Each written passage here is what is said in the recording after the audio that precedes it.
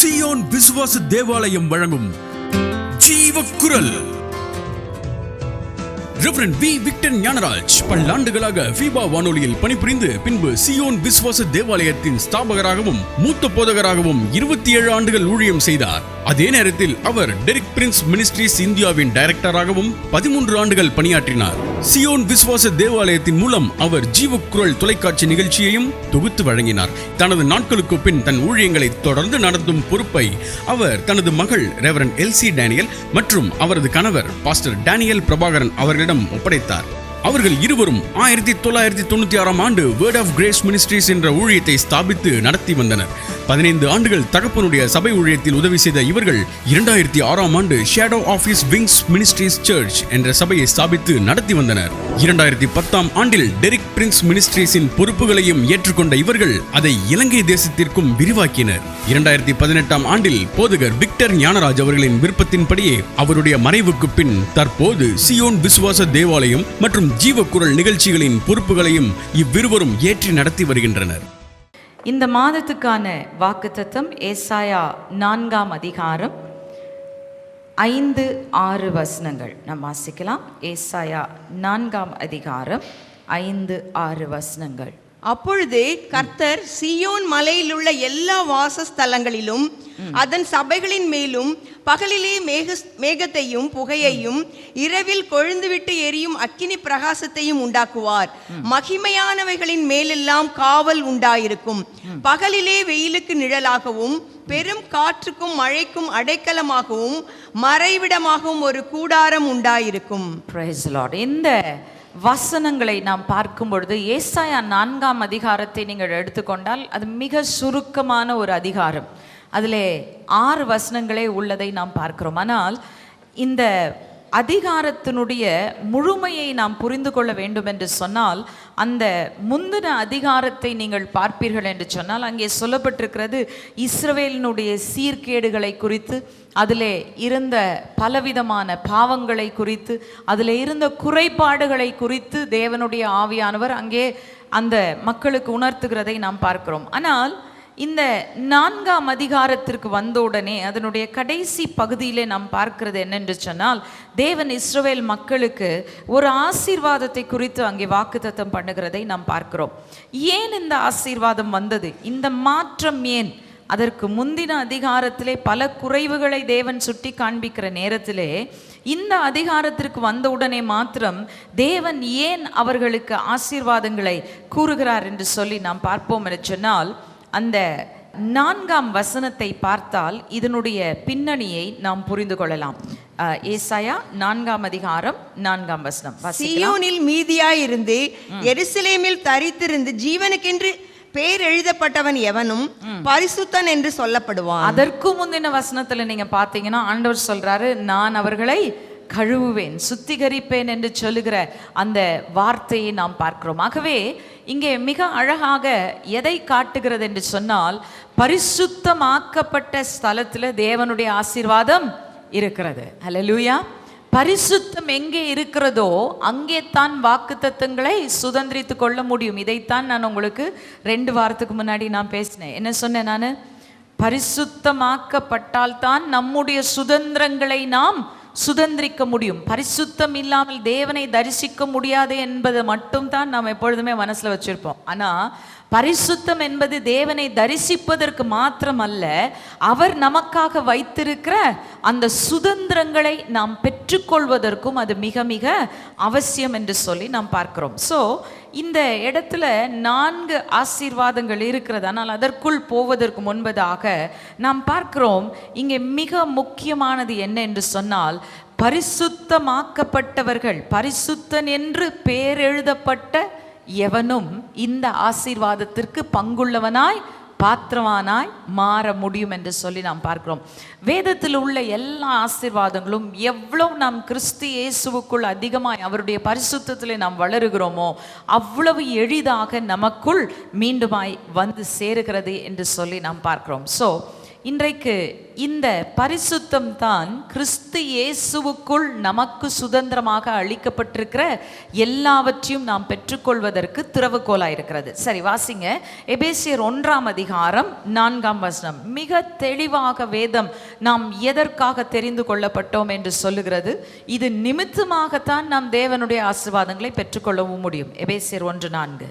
தமக்கு முன்பாக நாம் அன்பில் பரிசுத்தம் உள்ளவர்களும் குற்றமில்லாதவர்களுமாய் இருப்பதற்கு அவர் உலக தோற்றத்திற்கு முன்னே கிறிஸ்துவுக்குள் நம்மை தெரிந்து கொண்டபடியே. என்ன சொல்லுகிறது?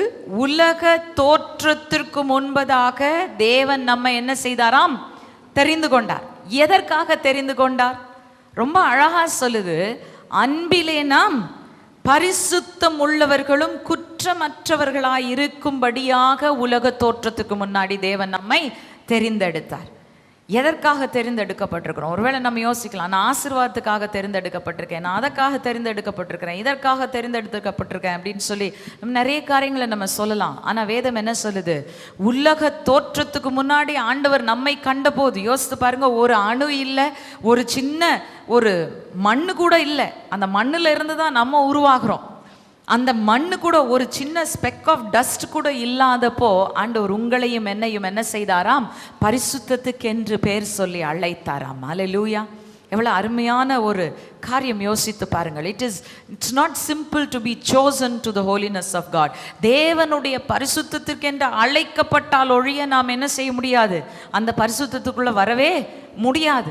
அந்த பரிசுத்தத்துக்குள்ள வராம இருந்தோம்னா அவர் வைத்திருக்கிற ஆசீர்வாதங்களையும் சுதந்திரங்களையும் நாம் ஒருபோதும் சுதந்திரிக்கவும் முடியாது என்று சொல்லி நாம் பார்க்கிறோம். உலகத்தில் இருக்கிறவர்களை விட நாம் ஒன்றும் நல்லவர்கள் அல்ல.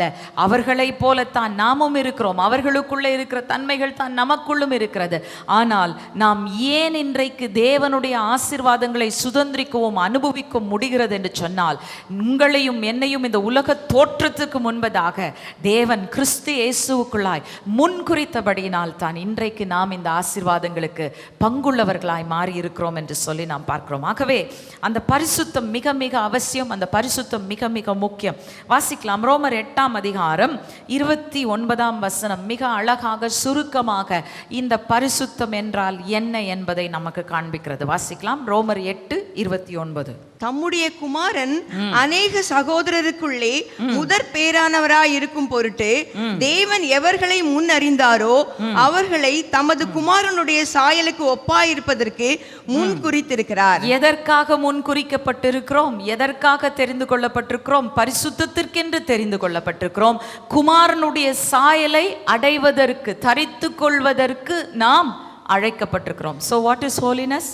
பரிசுத்தம் என்பது என்ன? குமாரனுடைய சாயலை நீங்களும் நானும் தரித்து கொண்டா அதுதான் பரிசுத்தம்.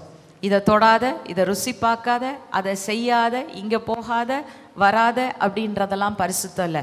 குமாரனுடைய சாயலை எந்த அளவுக்கு நான் எனக்குள் அடைகிறேனோ அந்த அளவுக்கு தேவனுடைய ஆசீர்வாதங்கள் என் வாழ்க்கையிலே கடந்து வர காத்திருக்கிறது என்று சொல்லி நாம் பார்க்கிறோம்.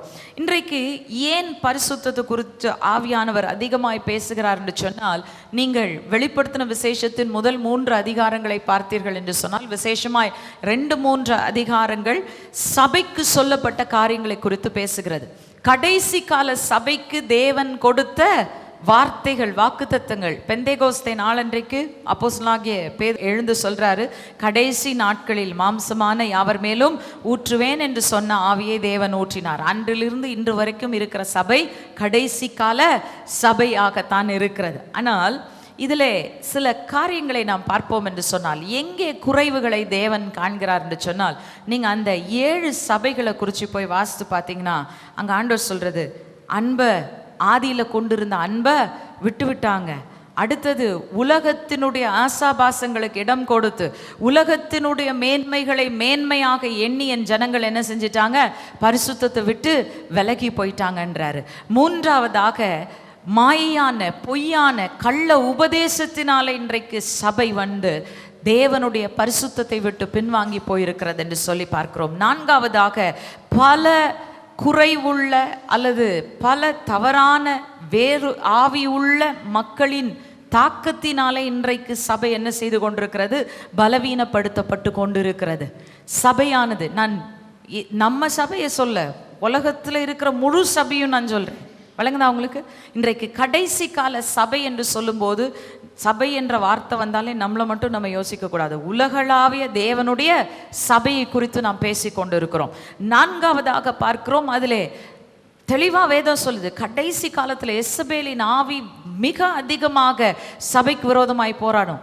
ஆண்டவர் சொன்னார், என் வருகைக்கு முன்பதாக எலியாவின் ஆவியை நான் என்ன செய்வேன்? அனுப்புவேன். அதே போல எலியா எங்கே இருக்கிறானோ, எலியாவின் ஆவி எங்கே செயல்படுதோ அங்கே ஒரு எசபேலின் ஆவியும் கட்டாயமாக இருக்கும். இன்றைக்கு சபைக்கு விரோதமாய் போராடுகிற ஒரு பொல்லாத ஆவியை குறித்து நாம் பார்க்கிறோம். ஐந்தாவதாக நாம் பார்க்கிறோம், பல நேரத்தில் வெளியரங்கமாய் இருக்கக்கூடிய செழிப்புகளின் மீது கண்களை செலுத்தி சபை என்ன செய்து கொண்டிருக்கிறது? ஆசீர்வாதத்தை இழந்து கொண்டு இருக்கிறது. சில நேரத்தில் சாட்சி சொல்லுவாங்க, ஆண்டவர் என்னை ஆசீர்வதித்திருக்கிறார், ஆண்டவர் என் மேல் ரொம்ப பிரியம் வச்சிருக்கிறார். எப்படி உங்களுக்கு தெரியும்? ஆண்டவர் எனக்கு நிறைய செல்வத்தை கொடுத்திருக்கிறார். செல்வம் ஆண்டவருடைய ஆசீர்வாதத்தின் அடையாளம் அல்ல. It is not the measuring scale of God's blessing. அது தேவனுடைய ஆசீர்வாதத்தின் அளவுகோல் அல்லவே அல்ல. இன்றைக்கு ஆண்டவர் நினைச்சார்னா உலகத்தில் இருக்கிற 1000 மலைகளில் இருக்கிற சொத்துக்கள் எல்லாம் அவருடையது. அவர் நினைச்சார்னா ஒரு நிமிஷத்தில் கொண்டு வந்து அவர் சொல்றார், நெடிய ஆட்கள் ஆகிய சபையரினுடைய வர்த்தக லாபம், எகிப்தினுடைய வர்த்தக லாபம் எல்லாம் வந்து என்ன செய்யும்? தாண்டி வந்து உன்னிடத்தில் வந்து சேரும். அவன் கஷ்டப்பட்டு சேர்க்கிறான், அநீதி உள்ளவன் சேர்க்கிறான். ஆண்டவர் என்ன சொல்றாரு? நான் தாண்டி வந்து உன்கிட்ட கொடுக்க வைப்பேன்பா. So money is not the measure of God's blessing. தேவனுடைய ஆசீர்வாதத்தின் அளவுகோல் எது என்று சொன்னால் அவருடைய பரிசுத்தம் நமக்குள் தரித்திருப்பது தான். அல்லேலூயா. எந்த அளவுக்கு அவருடைய பரிசுத்தம் நமக்குள்ள அதிகமாக இருக்கிறதோ, இந்த உலகத்தில் நீங்கள் எதையும் தேடி ஓட தேவையில்லை. அந்த பரிசுத்தம் ஒரு காந்தத்தை போல, like a magnet, it will attract the blessing of God.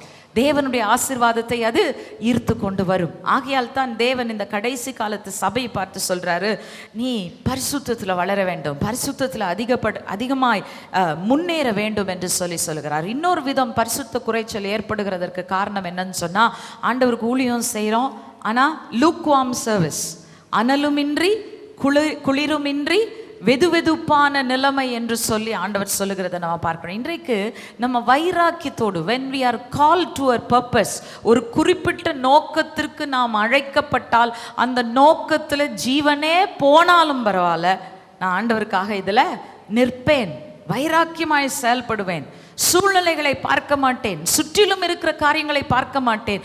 எனக்குள் இருக்கிற தேவனுடைய பரிசுத்தத்தில் நான் வளரணும்னா ஆண்டவர் அழைத்த அழைப்பில் நான் என்ன செய்யணும்? உண்மையாய் நிற்க வேண்டும். ஹல்லேலூயா. அந்த உண்மை தான் நம்மை தேவனுடைய ஆசீர்வாதங்களை சுதந்திரிக்க செய்கிறது. சரி, இந்த இடத்துல நான் சொன்னேன் 4 ஆசீர்வாதங்கள். அந்த ஆசீர்வாதங்களை குறித்து நாம் பார்க்க போகிறோம். ஏசாயா 4ஆம் அதிகாரம் 5ஆம் வசனம் மீண்டுமாய் வாசிக்கலாம், பகுதியாக எடுத்துக்கொள்ளலாம். அப்பொழுது கர்த்தர் சீயோன் மலையிலுள்ள எல்லா வாசஸ்தலங்களிலும் அதன் சபைகளின் மேலும் பகலில் மேகத்தையும் புகையையும், இரவில் பகலில் மேகத்தையும் புகையும். இது யார் மேல் வாக்குத்தத்தம் பண்ணப்பட்டிருக்கிறது? சீயோன் மலையில் உள்ள சகல வாசஸ்தலங்களின் மேலும். அப்படின்னா என்ன அர்த்தம்? சீயோன் மலை என்று சொல்வது என்ன? சீயோன் மலை என்பது தேவனுடைய பிரசன்னம் தங்குகிற இடம், அவர் தெரிந்து கொண்ட இடம், அவர் தெரிந்து கொண்ட ஜனங்கள், அவர் தெரிந்து கொண்ட மக்கள். அவர்கள் மீது என்ன சொல்றாரு? பகலிலே மேகத்தையும் புகையையும் நான் அனுப்புவேன். ஓகே, எதற்காக? மேகமும் புகையும் எதற்கு தேவை? நம்ம பார்க்குறோம், பழைய ஏற்பாட்டு காலத்தில் இஸ்ரவேல் ஜனங்கள் ஆண்டவர் என்ன செஞ்சார்? மேக ஸ்தம்பத்தினாலும் அக்கினி ஸ்தம்பத்தினாலும் வழி நடத்தினார். அக்கினி எங்கே இருக்கிறதோ அங்கே புகை நிச்சயமாக இருக்கும். அதுதான் இங்கே சொல்லப்பட்டிருக்கிறது. மேகத்தினாலும் புகையினாலும் என்று சொன்னால், மேக ஸ்தம்பத்தினாலும் அக்கினி ஸ்தம்பத்தினாலும் இஸ்ரவேல் ஜனங்களை எப்படி வழி நடத்தினாரோ அதே போல் இன்றைக்கும் நம்மை நடத்துவார். ஒருவேளை பிரத்யட்சமாய் நம்முடைய கண்களுக்கு ஒரு மேகம் தெரியாமல் இருக்கலாம், அக்கினி ஸ்தம்பம் தெரியாமல் இருக்கலாம், ஆனால் நமக்குள் இருக்கிற பரிசுத்த ஆவியானவர் இடதுபுறமும் வலதுபுறமும் சாயும் போது வழி இதுவே, இதிலே நடவுங்கள் என்று சொல்லுகிற அந்த வழி நடத்தும் ஆவியாய் நமக்குள் இருக்கிறார். ஹல்லேலூயா. ஆண்டவர் சொல்றாரு, பரிசுத்தத்தில் வளர்ச்சி அடைகிறவங்க கைடன்ஸ்க்கு they will never have any lack.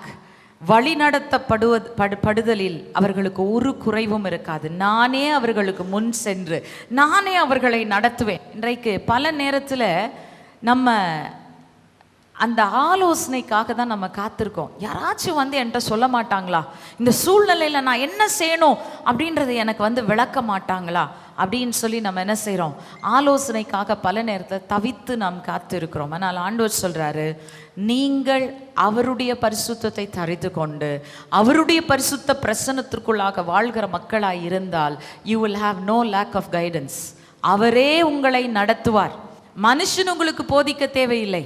தேவனுடைய ஆவியானவர் என்ன செய்வார், உங்களுக்குள் இருந்து நீங்கள் நடக்க வேண்டிய வழியை உங்களுக்கு மிக தெளிவாக போதிப்பார் என்று சொல்லி நாம் பார்க்கிறோம்.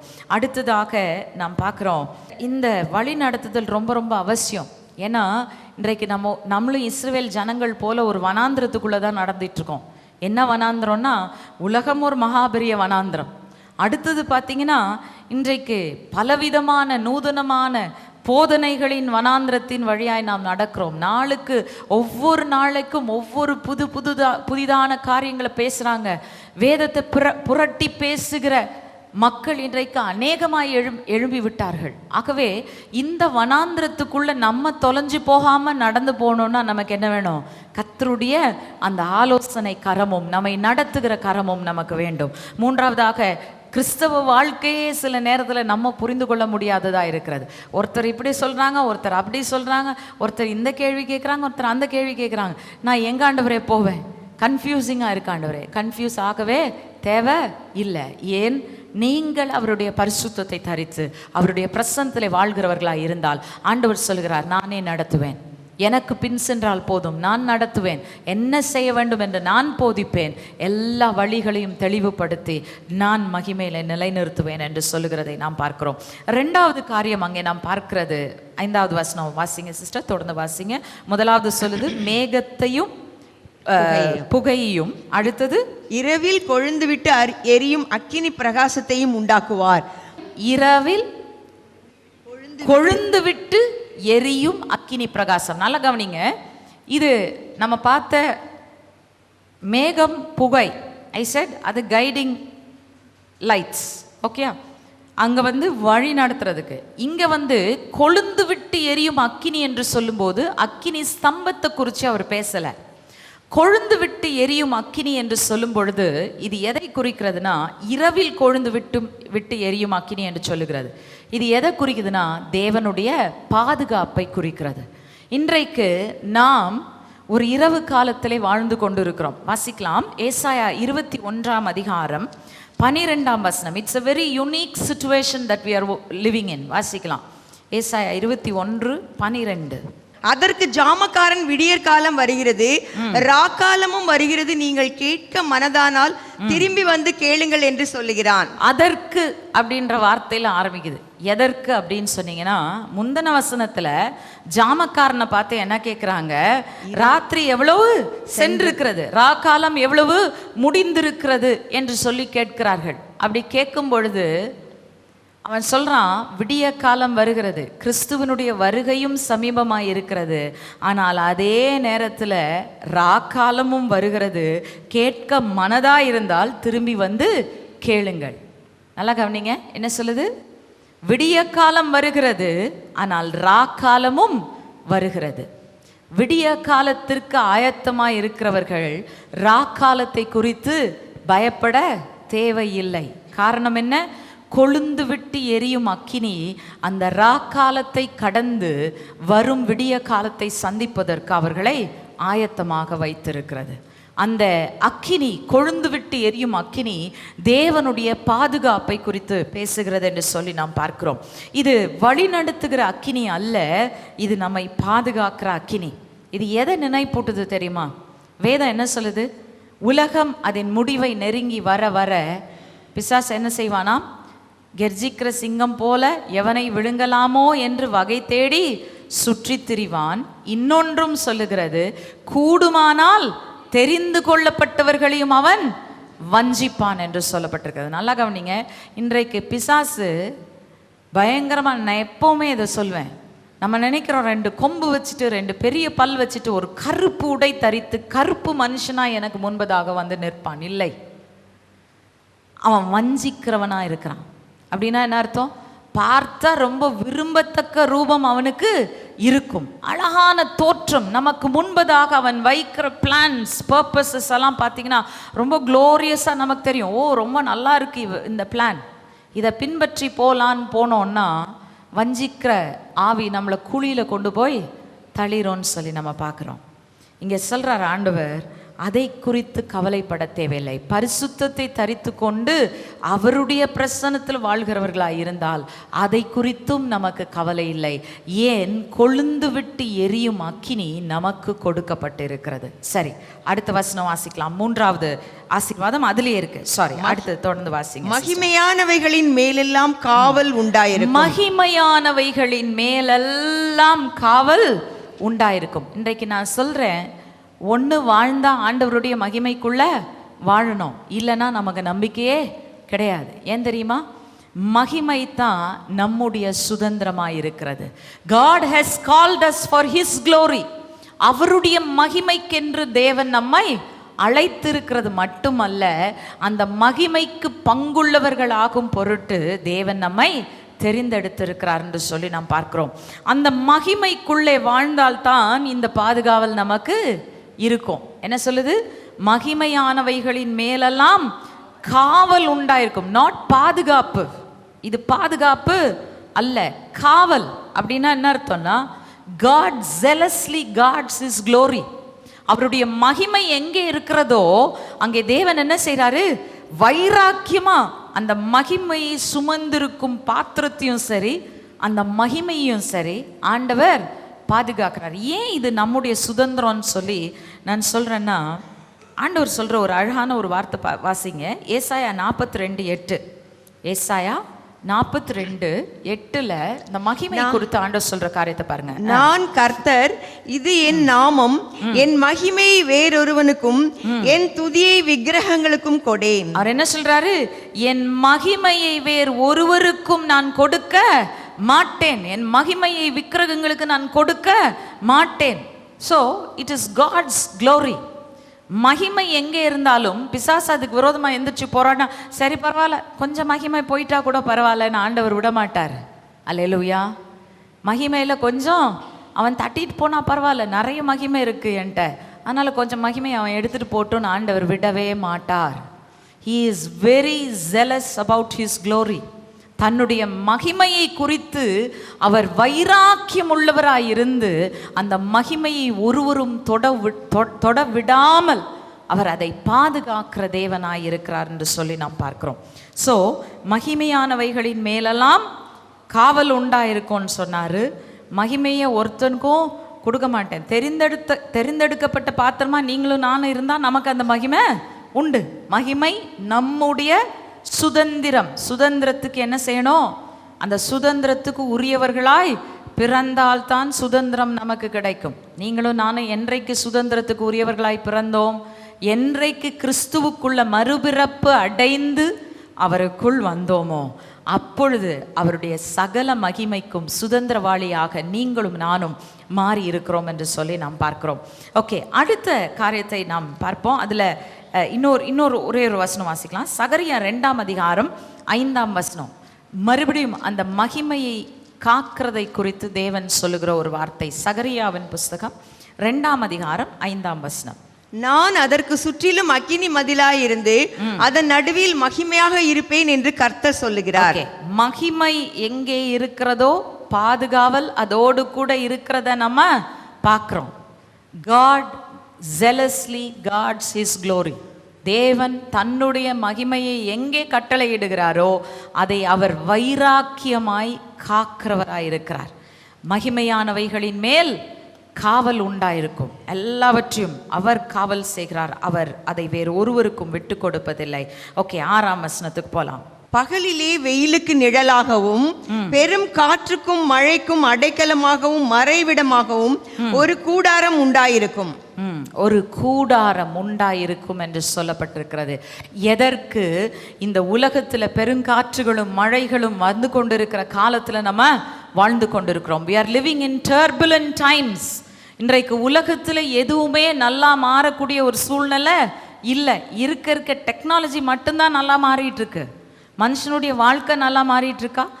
சரித்திர சம்பவங்கள் நல்லா இருக்கா? எதை பார்த்தாலும் எங்கேயுமே நல்லது நடக்கவே இல்லை. இருக்க தீமையை தான் அதிகமாக நம்ம அனுபவித்து கொண்டிருக்கிறோம். பெருங்காற்றுகள் வருகிறது, பெரும் அலைகள் வருகிறது. ஆனால் அதை குறித்து நீங்களும் நானும் கவலைப்படணுமா? பட தேவையில்லை. ஆண்டவர் என்ன சொல்கிறாரு? இந்த வெயிலுக்கு மறைவாக, இந்த புயல்கள் காற்றுகளிலிருந்து காப்பாற்றும் அடைக்கலமாக ஒரு கூடாரம் உண்டாயிருக்கும். அந்த கூடாரம் என்ன? அந்த கூடாரம் கிறிஸ்து. ஆனால் இது என்ன ஆசீர்வாதத்தை குறிக்கிறது என்று சொன்னால், கிறிஸ்துவுக்குள் இருக்கும் இளைப்பாறுதலை குறிக்கிறது. அல்லேலூயா. காற்றும் கடலும் கப்பலை கவிழத்தக்கதாக அலக்களித்த போதும் கிறிஸ்து என்ன செஞ்சாரு? போட்டில் படுத்து தூங்கிட்டு இருக்கிறாரு. அல்லேலூயா. போட்டில் படுத்து தூங்கிட்டு இருக்கிறாரு. சில நேரத்தில் போராட்டம் வரும்போது, ஐயோ இப்படி சும்மா உட்காந்துருக்கோமே, நம்ம ஒன்றுமே செய்யலையே, இந்த போராட்டத்தை எதிர்கொள்கிறதுக்கு நம்ம எதுவும் செய்யணுமா அப்படின்னு மனுஷ சிந்தை சொல்லும். ஆனால் நீங்கள் பரிசுத்தத்தை தரித்து கொண்டு தேவ பிரசன்னத்தில் வாழ்கிற மக்களாக இருந்தால் என்ன செய்வீங்க? போட்டில் படுத்து தூங்கிடுவீங்க. எவ்வளோ காற்று வேணால் அடிக்கட்டும், எவ்வளோ அலை வேணால் மோதி அடிக்கட்டும், ஒன்றும் என்னை கவிழ்த்து போட முடியாது. ஏன்?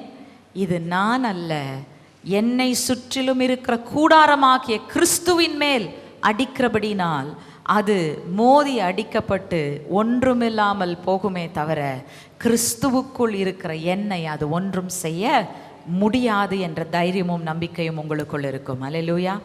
அந்த இளைப்பாறுதல், ஆழ்ந்த இளைப்பாறுதல், டீப் ரெஸ்ட். எவ்வளோ போராட்டங்கள் வந்தாலும், எவ்வளோ சூழ்நிலைகளை உங்களை சுற்றிலும் கொந்தளித்தாலும் நீங்கள் கவலைப்பட தேவை இல்லை. அப்படி ஒரு வேளை கவலை, அப்படி ஒரு வேளை தவிப்பு, பயம் உங்களுக்குள்ளே வருது அப்படின்னு சொன்னாக்கா, உங்களுக்குள்ள இன்னமும் என்ன இல்லை? பரிசுத்தமும் இல்லை, தேவனுடைய பிரசன்னத்தில் வாழ்கிற பழக்கமும் இல்லை அப்படின்னு அர்த்தம். கவலைப்படாதீங்க. அப்படி இருந்தால் உடனே ஐயோ நான் குறைவாக இருக்கிறேன் அப்படின்னு நினைக்காதீங்க. ஒன்று செய்யுங்க, கையை உயர்த்தி கேளுங்க, ஆண்டவரே என்னை கிறிஸ்துவை போல மாற்றும், கிறிஸ்துவினுடைய சாயலை எனக்குள்ளே உண்டாக்கும். Let me be more like Jesus everyday. ஒவ்வொரு நாளும் கிறிஸ்துவை போல நான் மாற்றப்பட வேண்டும், கிறிஸ்துவை போல அவருடைய சாயலை நான் தரித்து கொள்ள வேண்டும் என்று ஜெபம் பண்ணுங்க. அடுத்தது எப்போ நேரம் கிடைச்சாலும் ஆண்டவரை உண்மையாக ஆராதிங்க. நீங்கள் கண்ணை மூடி ஒரு வரி பாடினீங்கன்னா போதும், ஆண்டவருடைய பிரசனம் அந்த இடத்துல இறங்கி வரும். அல்லேலூயா. தேவ பிரசனத்துக்குள்ளே வாழ்கிற ஒரு வாழ்க்கையை இன்றைக்கு நாம் தெரிந்தெடுப்போம் என்று சொன்னார், நமக்கென்று தேவன் வைத்திருக்கிற சுதந்திரத்தை ஒருவனும் நம்மை விட்டு பறிக்க முடியாது. இந்த வருஷத்துக்குரிய வாக்குத்தத்தம் என்ன? நம்ம சொன்னோம், மகிமையின் கிரீடம். ஆண்டவர் நமக்கு என்ன கொடுத்திருக்கிறார் இந்த வருஷத்துக்கு? சத்துருக்களுக்கு வெட்கம், நமக்கோ மகிமையின் கிரீடம் என்று ஆண்டவர் சொன்னார். அதைத்தான் இன்றைக்கு ஆண்டவர் தொடர்ந்து சொல்கிறார். நான் ஆச்சரியப்பட்ட இந்த வசனத்தை ஆண்டவர் கொடுத்தப்போ, என்ன ஆண்டவரே திடீர்னு இந்த வசனம் கொடுக்குறீங்களே, என்ன அர்த்தம்? இதில் தியானிச்சு பார்த்தப்போ ஆண்டவர் சொன்னார், மகிமையை வாக்குத்தத்தம் பண்ணேன், இப்போ நான் சொல்கிறேன், மகிமையானவைகளை எல்லாவற்றையும் காவல் பண்ணுகிறவர் நானாக இருக்கிறேன். I am the God who zealously guards the glory that I have laid upon my church. இது ஒரு மனுஷனுக்குரியது அல்ல, இது தேவன் தம்முடைய சரீரமாகிய சபைக்கு சொல்லுகிறது. அந்த சபையினுடைய அங்கமாயிருக்கிற நாம் ஒவ்வொருவரும் அதே மகிமையின் காவலை நம்முடைய வாழ்க்கையிலும் பெற்றிருக்கிறோம். ஏனால் அதே மகிமை தான் நம் மீது இருக்கிறது. இந்த நாள் ஆண்டவருடைய கரத்தில் ஒப்பு கொடுப்போமா? ஆண்டவரே, இந்த 4 ஆசீர்வாதங்களும் எங்களுடைய வாழ்க்கையில நிறைவாய் வரத்தக்கதாக இந்த நாளிலே எங்களை அர்ப்பணிக்கிறோம் அப்பா. ஹல்லேலூயா. ரிபஹலமா ஷந்தரலபா சிக்கரலபு ஷிக்கரனமாமாமா. நன்றி தகப்பனே, நன்றி ராஜா, நன்றி ராஜா. ஆண்டவரே, உம்முடைய பாதுகாவலும் உம்முடைய ஹல்லேலூயா வழி நடத்துதலும் சுதந்திரத்தை சுதந்திரிக்க செய்கிற உம்முடைய வல்லமையும் உம்முடைய இளைப்பாறுதலும் இந்த நேரத்திலே பரிபூர்ணமாய் எங்களுக்குள்ளே உண்டாகட்டும் என்று சொல்லி நாம் ஜெபிக்க போகிறோம். நன்றி தகப்பனே. Lord, we ask for your glory, Father. We ask for your glory, Lord. ஆண்டவரே, உம்முடைய மகிமை எங்களுக்குள்ளாக, உம்முடைய மகிமை எங்களுக்குள்ளாக ரிபஹலமா ஷந்தரலமா அதை பெற்றுக்கொள்ளும்படியாக பரிசுத்தம் எங்களுக்குள் நாளுக்கு நாள் அதிகமாகட்டும். ஆண்டவரே, நாங்கள் ஒருபோதும் இந்த பரிசுத்தத்தில் குறைந்து போகாதபடிக்கு பரிசுத்தத்தின் மேல் பரிசுத்தம் அடைந்து தாப்பனே சுதந்திரத்தை சுதந்திரித்துக் கொள்ள எங்களுக்கு கிருபை செய்கிறக்காய் நன்றி தாப்பனே. இயேசு கிறிஸ்துவின் நாமத்தில் ஜெபிக்கிறோம் ஜீவனுள்ள அன்பின் பிதாவே. ஆமென், ஆமென்.